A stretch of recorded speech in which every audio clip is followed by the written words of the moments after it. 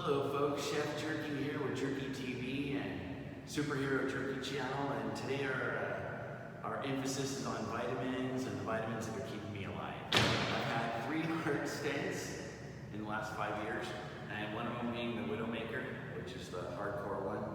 But these are the vitamins that I take on a daily basis that keep me on this planet. I'm not paid by any of these companies right here to show you what I'm taking. But every time I end up in a doctor's office or they do tests on me, they're like, well, what are you taking? Because your blood work comes out so good. I've done my own research, and I expect you to do your own research as well. Don't take my word for it, but look up these meds here, these vitamins that are vital to your survival if you have heart disease. Let's go through them right now. First one is fiber. I take this twice a day. It's regular old fiber because I don't need enough fiber in my diet sometimes, so I added fiber.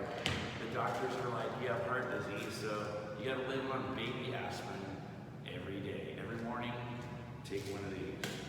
I got high cholesterol, and that's why they said, hey, you have heart disease, so I take rovastatin just like a lot of Americans. That's keeping me alive. Due to the A-Fib now, they have me back on another blood thinner, which is called Eliquis, and that's so that when my A-Fib happens, the blood doesn't dry out in my heart, and then when my heart goes back into sinus rhythm, it'll kick that blood clot in my brain, kill me of a stroke. So as long as your blood stays thin and doesn't dry out on the Eliquis, you're good to go with the A-Fib. I take another drink called NAC, N-A-C. Look it up, do your research, check it out. It's good stuff. Potassium, because Mr. Rovastatin kind of kills my potassium levels. Every time I get a blood test, the only thing that's ever been low is my potassium level. So I take a potassium supplement every day. I think your omega-3s are like one of the #1 things you can also take to thin the blood so that none of the cholesterol sticks to the inside. And I take Super DHA. It's a really good stuff. Do your research on it. Good stuff, Super DHA. I saw Larry King do this show, and he said, hey, you gotta have this omega-3, it's like from New Zealand or whatever. Omega-3 XL, I've noticed a definite improvement in my exercise, my ability, and my stamina now that I take this omega-3. I take this, it's called PQQ. This helps your myochondrial wall stay mellow. If your myochondrial wall gets upset or gets inflamed, then your cholesterol sticks to your myochondrial wall, causing blockages. So if your myochondrial wall never gets inflamed, no one would ever have heart disease. So what the PQQ does is it helps the myochondrial wall stay mellow. Then, because Mr. Rovastatin kind of strips everything away, you gotta take this ubiquitol or CoQ10. You can take CoQ10, but ubiquitol is the next better step. So I take a 200 milligram ubiquitol twice a day, and it makes me my exercise, and I feel the stamina, and I actually got it back because the Rovastatin kind of wore my battery down, and this stuff helps every cell in your body fire. So it's good stuff. Try it out. Do your own research. Check it out.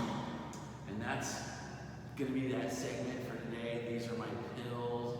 And then we'll go through my story and figure out where I was on the planet when I first went down with the Widowmaker. My Widowmaker reenactment, it's Tuesday night, about 11 o'clock. Our regular guy who cooks jerky says that his dad had a stroke in Palm Springs and that he had to run off to Palm Springs and I had to finish the cooking. So I drove here from Orange and decided, okay, this is what I'm gonna do. I'm gonna start pulling the loads. And I walked in the plant to change the jerky out and pull the jerky out, and I didn't feel so good. I had chest pains, my arm was numb, I felt it really faint, and you feel really tired. And at 42 years old, you don't really feel like you're having a heart attack. You just feel like your energy level is depleted to nothing, and you just feel really, really tired. So I walked in the plant just like I'm walking here now, cruising the plant, figure, hey, I'm gonna do what I normally do. Walk in, shut off the oven, go ahead and pull the jerky out, I didn't feel that great. So I'll show you what happened here. So I was cruising in, rolling right on in. I like that, walking backwards. So walking through here, little jerky room here, down the jerky halls. So back into the jerky room. I didn't feel that good, so I figured I would take a break. And I had no idea that I was having the Widowmaker. But I was laying on the floor. I just decided, oh, I'm just gonna lay down in the plant right here. Right here on the floor, right next to this drain here. Where's the drain? Get out of the way. There's the drain. Okay, so right next to the drain, there I laid.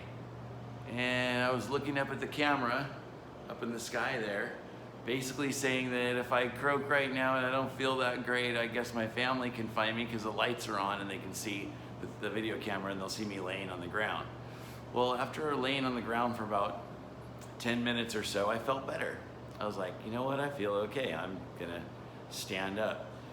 So I stood up, came over here, decided, hey, I'm not feeling that great, so I'm not gonna finish my job today. I'm just gonna come in here, roll along in here.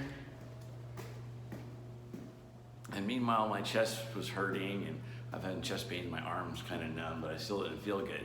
So I decided just to go ahead, turn off the oven controls, leave the jerky in there. I'm not feeling that great, and just figured it would be okay in the morning. Once the oven's off, the jerky won't burn, I'm good to go. So came back in here, and what else did I do? I jumped in my car and drove home. It was at that point that I walked in and I told the wife, hey, listen, I am not feeling well. I think I'm dying, but I don't know of what. Please take me to the hospital. So I jumped in the truck and she drove me down to Hoag Hospital in Newport Beach. And my heart hadn't kicked a certain enzyme. So when they did the blood test, they decided that I was fine and they kicked me loose out of the ER and said maybe it's a panic attack. But I still didn't feel well. So I went home, woke up in the morning, went back to the hospital, went to UCI in Orange. They did nuke medicine on me, decided that I had a 98% blockage in my LAD, which was the Widowmaker. I was booked in for angioplasty to go in and install the first stent in my heart. And when they did that, they broke another thing and they had to actually put 2 stents in at that point, so I didn't bleed to death.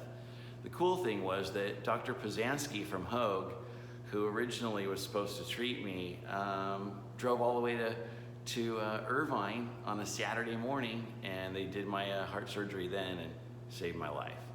A year later, I fell down again at the RC track. I wasn't feeling good again. They said, you have another blockage. We're gonna have to go in and put another stent in. And I'll go over that story too. But I'm just glad I'm here, a little bit about my heart problems, and just don't give up. Just keep on going, no matter what they say, just don't give up. Keep going. Life is short, and let's all stay here and enjoy it.